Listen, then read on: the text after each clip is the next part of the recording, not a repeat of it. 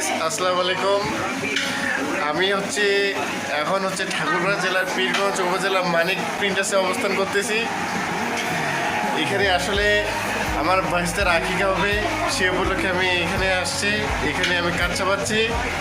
এই যে দেখুন, এই যে কাঠ ছাপাচ্ছে আমার একটা ছোট ভাই লাভিম। তুমি এদিকে তাকাও।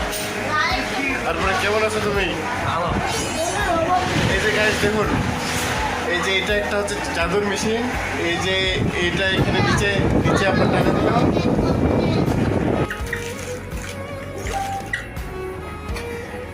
দেখো, হ্যালো গাইস, আমি পেন্টিং ভালো পারি। আমি 3-4 বছর আগে সুন্দর সুন্দর ছাপাইতাম কাগজ।